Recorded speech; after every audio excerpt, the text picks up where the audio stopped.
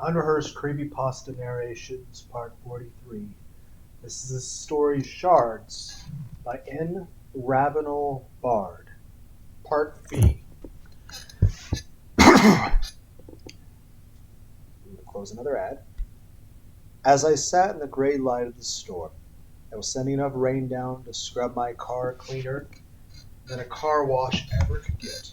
I had to admit that the abandoned hotel looked ominous.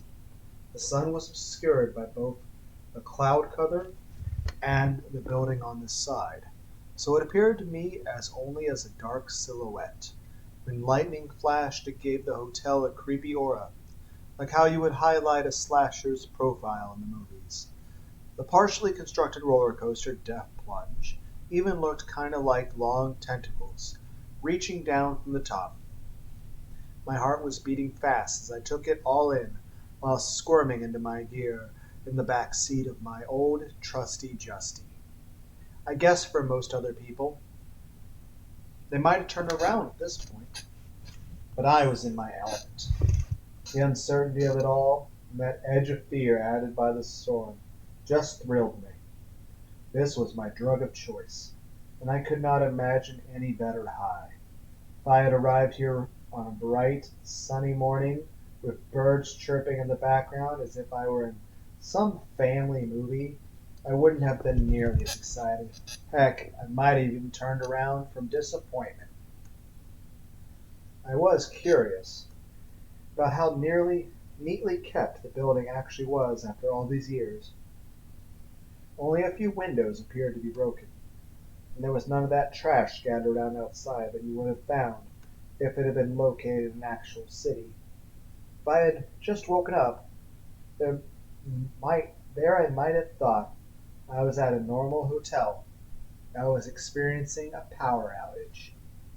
I had halfway feared that there might be a trailer beside the building that belonged to some maintenance person hired to keep the property from falling apart. But so far as I could tell, I was the only one there, holding my rain poncho overhead to shield myself from the downpour.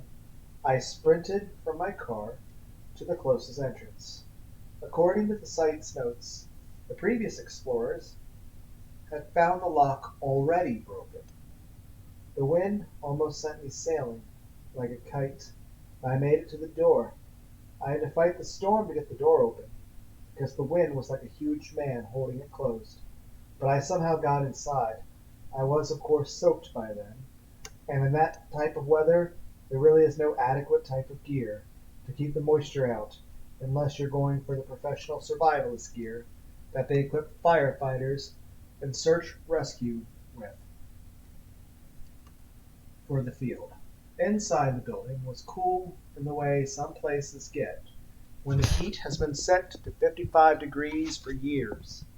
My breath steamed the air as I took everything in and waited for my eyes to adjust. Outside, the rain sounded like hammers striking the ground. There was a feeling in the air of being watched. That feeling electrified me. No matter where you go, that feeling is always in the air.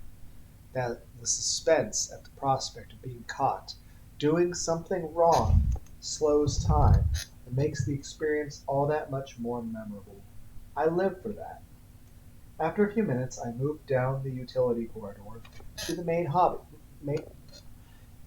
main lobby. I planned to make my base camp there. I didn't need to carry everything with me at all times, so I usually just set up a cache at a strategic central point that's easy to fall back on. As a precaution, I always leave a sealed envelope there that explains who I am and what I am doing there. I keep it buried at the bottom of a small pack so that it won't be easy to immediately find. As long as I keep it in there, I also won't forget it when I leave. The lobby was pitch black. The glass front doors had been covered over with wooden barricades to keep people out and to protect the glass from the environment. To my delight, the carnival games stalls all had their cages open. After finding a place behind the front desk to stash my stuff where it wouldn't be immediately obvious in case security actually decided to come inside, I clipped my two most important pieces of gear to my tactical vest. The first was a battery-operated flashlight. I learned the hard way when I was 15 not to use my phone as my primary light source. That shoots through the battery fast. The second was a sports camera. You know the ones if you ever watched a found footage horror film. As I made ready to begin exploring, my phone vibrated, alerting me to a post on my geo-coaching app. When I glanced at it, I discovered that an alert had been posted regarding a new stash. I had set the app to only alert me if a post concerning my immediate area went online. Curious, as there were no trails nearby about that I was aware of, I opened up the app. Find my stash in the old Carnival Hotel, Bivalve, Colorado, had been posted right about the time I had gotten up for the day. Apparently I had missed the other alerts while driving. That was eerie.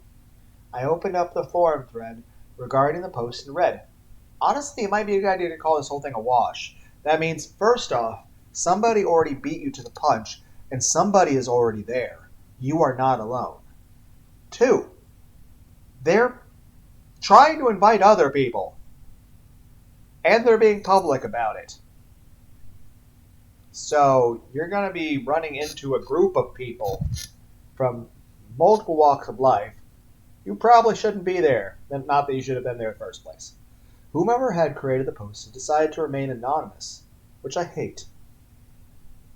Never trust an anonymous poster. Too many trolls online to trust those. I primarily scanned the description of the geocache, simply to see if the anonymous poster knew any details about the hotel, in order to decide whether they were legitimate or not.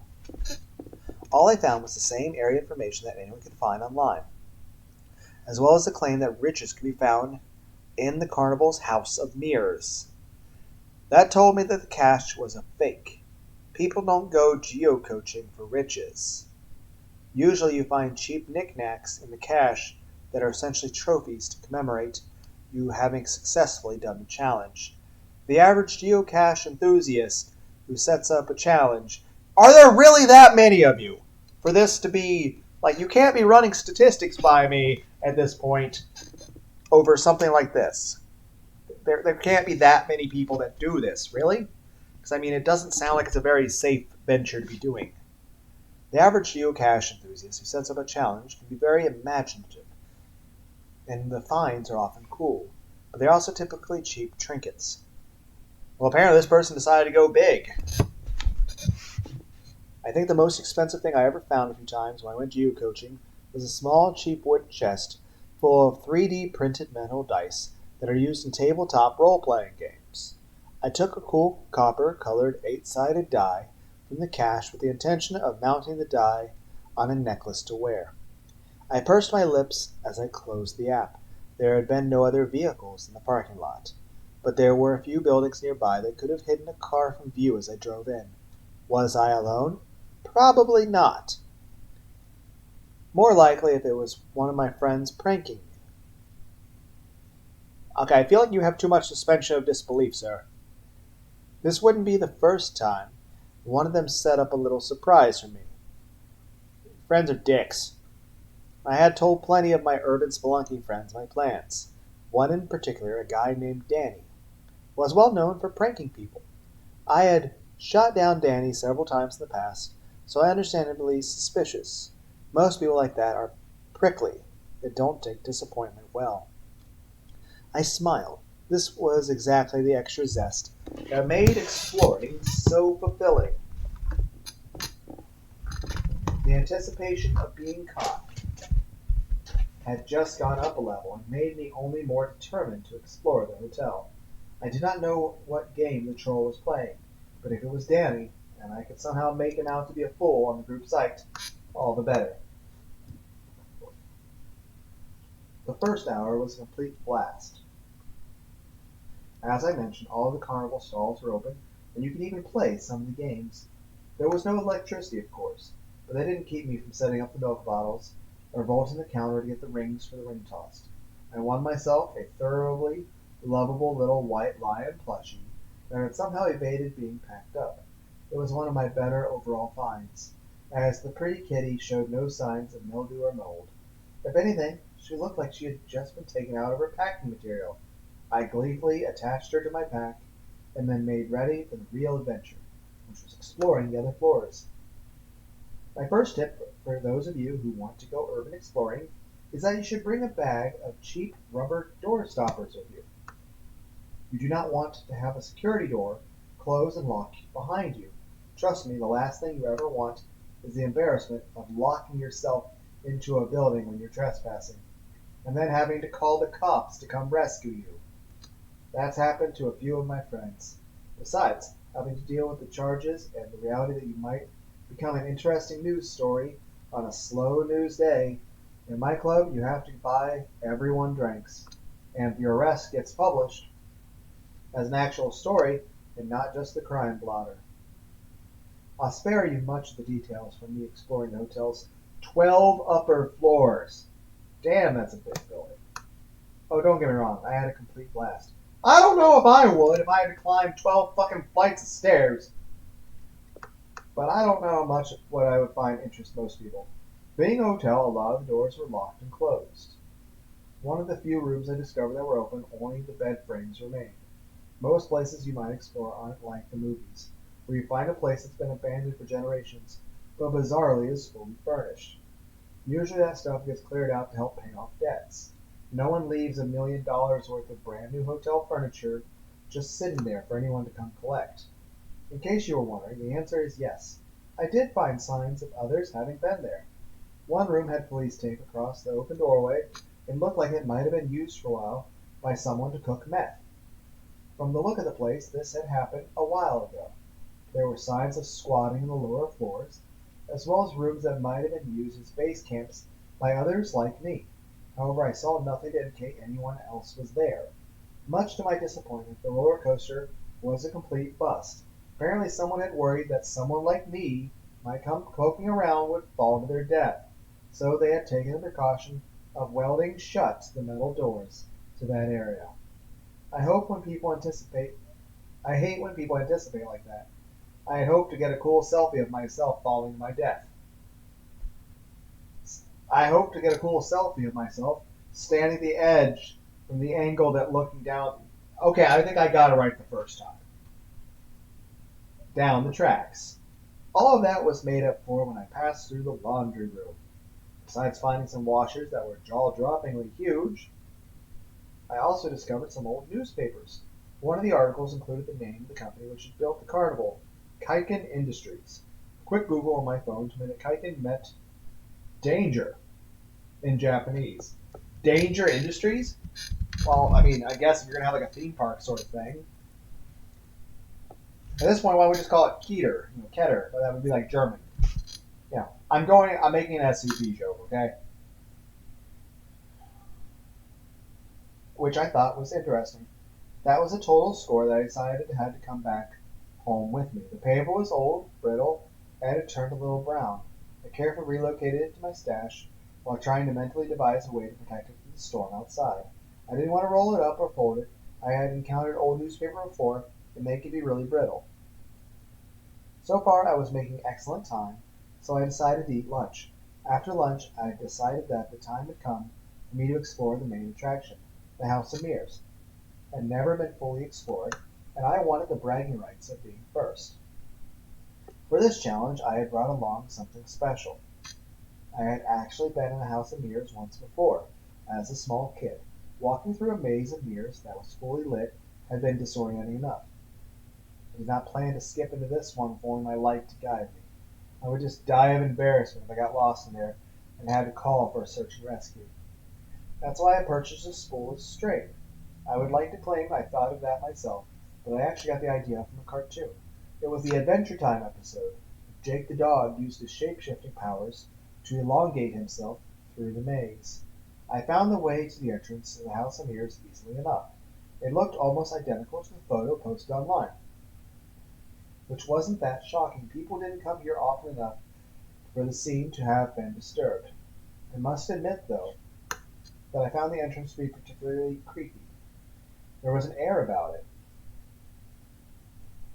that made me think of the lair of some predator. It was the first time I ever recalled hesitating and considering not going somewhere, and I don't know why. It was not like there was any ominous footprints in the dust leading inside, splashes of blood on the walls. The scene was just another example of a derelict building sitting empty, but for some reason I found it disturbing. Deciding that I might want to listen to that cautionary inner voice that I normally ignored, I paused at the entrance for 5 minutes, while just listening. Sound carries in an empty building like this, where the electricity isn't running. Moving around and not being heard is really difficult. Other than a few minor sounds that I attributed to rats or the building settling, it's been abandoned for 40 years. I'm pretty sure it's done settling. Oh, sure, you can mistake those noises for footsteps or a door closing if you have an overactive imagination. Well, I mean, there is a raging storm outside, so. But this wasn't my first rodeo, so to speak. Satisfied that there was no one standing just around the corner with a meat cleaver ready to make short work of me, I tied my string off to the door handle. I also made certain that the door was not going to close on me by using two of my doorstops and by dragging a heavy ceramic planter all the way to block it. If I tripped and fell, I did not want to pull the door shut. In case you were wondering, the door handle was the only thing that I could find for securing my string. I checked my camera and light and decided to replace the batteries on the light. Trust me, the first time your light flickers and goes out while exploring, you will pee yourself. That's one of the moments that horror movies always gets right. Not to belabor the point, but if the carnival had been located in an actual city, I would have expected to find the mirrors all broken and tagged with graffiti. Even as remote and unknown as Bivalk was, I was still surprised at how little vandalism I had discovered. I try not to leave any evidence of my visitations, but I know that some other urban explorers do that sort of thing. I won't name any names, though. Quotations, Danny. Like, cough, cough, Danny, cough. If this had been an actual working carnival attraction, then the only thing missing would have been the flickering strobe light. The ambiance was perfect. The cobwebs and instances of seeing a rat scurry around a corner while its reflections went every direction were particularly heart-stopping. There was a peculiar stillness in the air as I explored the maze. I had already grown accustomed to the lack of background noise you get in the city, but in here in the lows were so quiet that when I did hear noise, it was eerily clear. It felt like I could possibly have heard anything in the boundaries of the hotel. I swear that I could even hear the scurrying legs of the few spiders and insects I ran across. The maze was complex. The Hall of Mirrors mazes I had read up on had been pretty simplistic because the mirrors were meant to disorient you. Any time I took a turn, it messed with my sense of direction, and very quickly my orientation with the outside world was suspended. I could not have told you which direction the lobby lay, let alone the entrance. Time seemed to slow in a bad way, as I was forced to backtrack repeatedly. Every time I glanced at my phone, I would discover that only a minute had passed, when it felt like an hour. I was glad I had thought to bring my spool of string. If not for that, I might have actually lost my way. When I came across the first cracked mirror, it startled me. The surface had been clearly broken by a fist. There were flecks of dried blood on the edges of the sharp glass. I would have expected to have found any vandalism nearer to the maze entrance. I wondered what would have made somebody punch the mirror with their bare hand. Probably they got lost and they were pissed off. I suppose it could have been out of frustration if they'd gotten lost. See, we think alike. After that, I began to find more damaged mirrors. Well, yeah, they were increasingly getting pissed off. From where they had been fractured, I began to get the sense that someone had been moving much too fast and had been bouncing their bodies off the mirror. That made me a bit nervous. It would be a nightmare scenario to run into some meth head in there. Well, I mean, unless you see fresh blood, I mean, it's not like it happened recently. I had to repeatedly remind myself that if there was anyone in there with me, that it would be impossible for me not to hear them. Okay, good point. That is, unless they had collapsed and were a quiet sleeper. We all know what we're thinking. When the thought occurred to me that it gave me goosebumps, I am not the type to panic easily. But at the moment I almost turned around and began tracking my way back. It took all of my resolve to keep on going forward, and I focused my mind on my goal of being the first urban explorer to find their way to the maze's exit. Every turn I made no longer was filled with the anticipation that I was on the correct course, and the dread of discovering another dead end grew. When I turned what I was desperately hoping to the last corner the next minute and found myself blocked by nothing but broken glass and distorted images, I had to choke back the urge to scream from frustration. I gave myself a minute to get a hold of my emotions. I could not remember ever being so frustrated. As I pressed the palms of my hands over my eyes, I found that I was trembling, and that it was not just from anger. My skin was flushed, and I could feel my pulse hammering away underneath my skin. Well, I mean, one, you did say it was cold in there. You did have adrenaline, but eventually that shit wears off, and you know, your body has to recover from that. Plus, you are doing a lot of physical movement. I was scared. I did not know why. Well, that would also be, true. And this was just a silly maze in the middle of nowhere, compared to other derelict buildings I had explored. Carnival just was not dangerous. I repeated that to myself, silently as I began to control my breathing. I had learned from sports and yoga that breath control was essential. Mastering the skill could give you unbelievable endurance, and more importantly, you could gain control over your emotions. Black belts in martial arts can slow their perception of time with breath control, and remain calm when faced with pretty dismal odds. Between years of track and field, taking judo as a kid, and my passion for urban spelunking, regaining control should have been second nature to me. But as I stood there taking in big gulps of air, I found myself unable to rein in my emotions. An unknown dread was slowly overtaking me, and I began to feel like you do in certain dreams when you know that there is something dangerous nearby. Screw this, I decided out loud, although my voice sounded to me like a raspy whisper. All of the fun evaporated, and I had come to the decision that the time to cut and bail had arrived. For all I knew, there could be some chemical stored there that was leaking into the area and affecting me. My social media fans would be harsh on me for not exploring the House of Mirrors to the fullest, but sometimes things are just insurmountable. I took my hands off my eyes in anticipation of beginning to wind up my spool of string as I backtracked. That was when I saw him. I was, of course, looking directly at my own distorted reflection as shown by the spiderwebbed pattern of the cracked mirror in front of me. My light of my harness had been angled low to keep it from reflecting back and accidentally blinding me. I was standing pretty much in the center of the aisle, at about an arm's length from any wall. At first I could not figure out why I could not see the infinite reflections of me that you get from standing between two mirrors.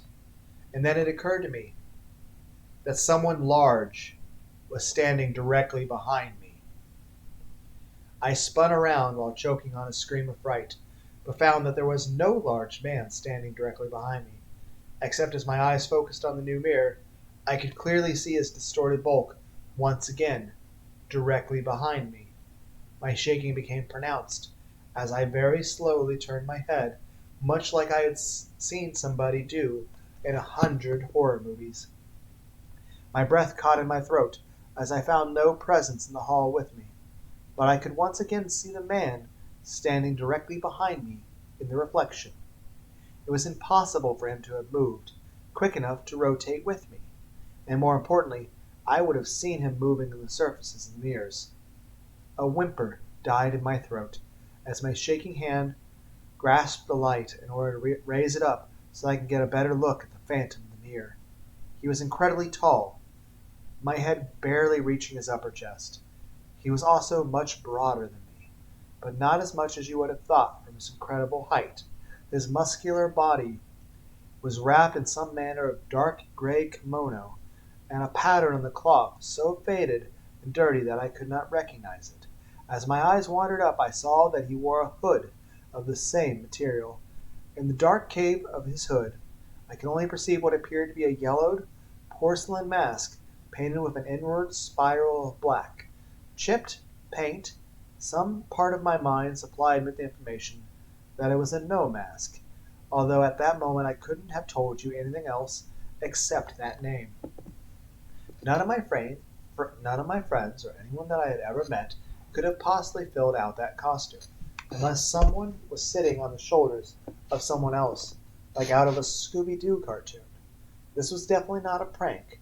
I could not have told you anything about the man inside the robes, although from his proportions I had to assign him that gender. While his garb was undoubtedly of Eastern origin, I had never heard anyone from that region of the world being so massive. Even a sumo wrestler would have been dwarfed by him.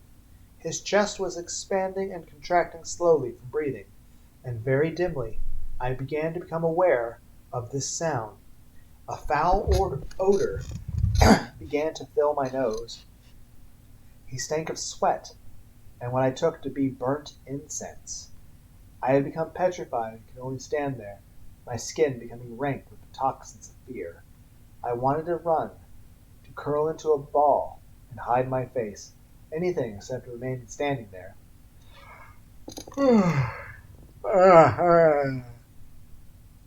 All I could do was watch in horrific fascination the figure standing behind me. My mind finally grasped the fact that he was only reflected in the one mirror, and I felt insanity begin to clutch at me. The figure stirred, and there were no unnatural ripples underneath his robe. It was as if his body was comprised of nothing but writhing snakes, and where the light was swallowed within the deepest folds of the cloth, I swore that I could feel his eyes looking back at me. His arms raised up, and his sleeves slid back to reveal pallid gray hands that were shocking both for how supple they appeared and the gleaming black talons which had replaced where his fingernails should have been. My mouth opened in what was meant to be an ear-piercing shriek, but only a hollow popping sound of a trapped breath being released in a gargling rasps came forth as I watched his hands encircle the throat on my reflection, and then the fingers of his right hand curled and ripped out my throat. I felt pain, but it was not the agony of having my throat torn out. It was the dim pain you might feel in a dream, because your mind is convinced of what you should feel. As my hands sprang to my throat reflexively, I watched as my reflection collapsed to the floor. Except she was desperately attempting to keep from choking to death on her own blood. As my image expired, the spell holding me snapped. A scream that I barely recognized my own split the silence. In an instant, I was running and careening off of mirrors. In seconds, my string caught on something, and in my panic, I let the spool be yanked from my grip, and there was no thought to my flight. I possessed no plan other than to get away from that monster. Muffled echoes of my pursuer following me became steadily louder. It was eerie, like listening to a movie with the volume turned way down. This confused my perception of how close he actually was, and only made everything more frightening. What few glimpses I caught of the giant wearing the no mask showed him transitioning from mirror to mirror with one large arm stretched out, reaching for me. If not for my myriad of equally panicked reflections, I would have thought the mirrors to be a magician's creative illusion. In my confusion, I mistook a reflection for a corner and hit it full force, causing the glass to crack audibly. As I reeled back, scrambling to change direction, he caught up with me in the reflection. His supple, almost beautiful hand caught the reflection of me by the back of her head, propelling it into the same mirror. Again, only my reflection took the full brunt of his attack. As her head hit the surface with a sickening crack of bone shattering, my own head snapped back from the now stronger sensation of pain as he proceeded to batter my twin's skull against the mirror. While he was preoccupied with killing me again, I stumbled away. The moment my reflection died, it felt like I had been punched hard in my face. Somehow I managed to find the corner I had been aiming for and flee as he discarded the corpse. Oh, it hurt, and the pain gave me enough clarity to somehow navigate the maze more clearly. I managed to take advantage as I dodged down a different direction when given a choice, counting on my myriad of reflections to confuse him in the pursuit. As I ran, I became aware that not all of the mirrors I passed now showed my image. There seemed to be two of me missing. That terrified me. What would happen if he killed all of my visible reflections? I was just beginning to feel the hope that I had lost him when I tripped over something large and fell painfully to the floor.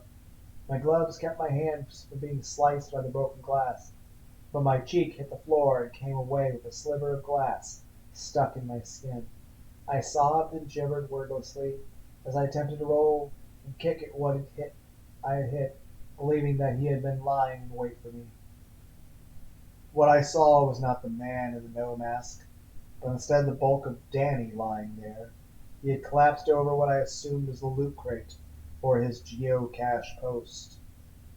His face was rictus of fear, and his head lay at an unnatural angle, with a bulge in the neck indicating how he had died.